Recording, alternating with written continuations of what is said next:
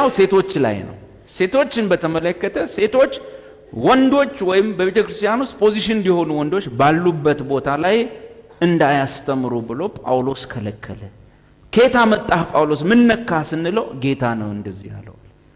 ስለዚህ ኢየሱስን ጌታ አድርገህ ከተቀበልክ መስማት ነው። የራስ ጌታ ከሆንክ ግን ብሎ ነገር የለም። ተነሽ እህቴ፣ የጭቆና ዘመን አበቃ፣ ለዘመናት ተጨቆነሽ፣ ሃሌሉያ ብለ ሴቷን ወንድ ወንዱን ሴት ማድረግ ይመጣል ማለት ገብቷችኋል? እኔ አይደለሁም ያልኩት ሐዋርያው ጳውሎስ ሴት በማህበር ላይ የምትናገረው ለምሳሌ ማስተማርን ጸሎት ወይም ትንቢት ምናምን ሲኖር መልእክት ሲኖር በእርሷ ሲያመጣ ጌታ በጣም ሪስፔክትድ ሆና ማህበሩን አክብራ የሴት ራስ ባል ነውና ባሏ በጉባኤ መካከል የሚኖር አይኖር ለባሏ ራሷን ሪስፔክትድ አርጋ ሰብሚትድ አርጋ እሱን አክብራ እንደምትኖር ቼክ ማድረግ አለብን። ለምሳሌ የእውቀት ጸጋ ያላት ብትኖር ስልክ ቁጥር ያለ ሰው እንደዋለ 091753 እምትልት ብትኖረን ጸጋዋን ለቤተ ክርስቲያን ጥቅም ስናመጣ መጀመሪያ ባክግራውንድ ጥናት ይደረጋል። ምን ለባሏ እየተገዛች ነው ወይ?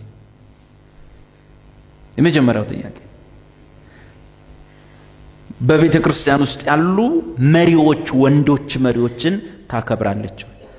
ቢያዟት ትሰማለች ወይ? አንዴ ቆሚ ሲሏት እሺ ትላለች ወይ?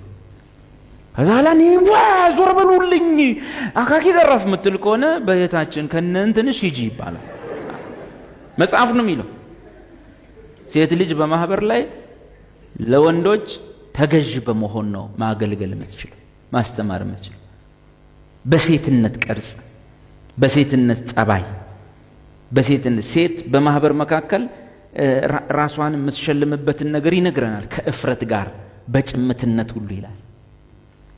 ሴት ልጅ የወንድ አይነት ካራክተር ይዛ ከኛ እኩል አካኪ ዘራፍ ማለት የለባትም። እኔ ጸልዬ ጉንፋን ማላድን ቢሆን እሷ በጸሎቷ የሞተ ብታስነሳ ለእኔ ግን ሪስፔክት መስጠት አለባት። ምን ነው ሲባል እኔ ጸልዮ ጉንፋን ማይፈውስ ወንድ ነኝ። ገብቶሃል? ወንድነቴን በዛ መቀየር አይቻልም። በቃ የፈለገ የሞተ ስታስነሳ ልጅቷ ወደ ወንድነት ትቀየራለች? አትቀየር። ሴት ነች፣ እያስነሳች ሁሉ ሴት ነች። ለዚህ እንደዚህ ይላል መጽሐፍ።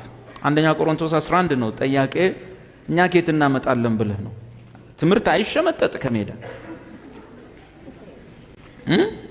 ጳውሎስ ባይለንም እኛም ደስ ይለናል። ሴቶች ሁሉ እዚህ ጋር ወጥተው እኛ አምስት እዚህ ጋር በቃ አምስታችን 10ችንም ብንሰብክ ደስ ይላል። ግን አይደል። ሴት ልጅ በማህበሩ ሴት መስላ ከቤቷ እንጀምራለን። ሰሚት የሆነች ነው ወይ? ባሏ በቤት ውስጥ እንደ ወንድ ይከበራል ወይስ እሷ ነች በቤት ውስጥ እንደ ወንድ?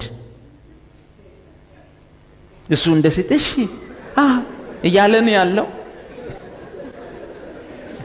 እሷ መመሪያ እየሰጠች ስማ እስከመጣ እንቁላል ጠብሰ አይ አገልግሎት አለብኝ፣ ጾም ጸሎት አለብኝ አታባለ። ስፔሻሊ የጾታ ግንኙነት ላይ የጾታ ህብረት ላይ ሴቲቱ እኔ ጾም ጸሎት ነው በጌታ ነው ብላ ሰውየውን የምትገፈትረው ከሆነ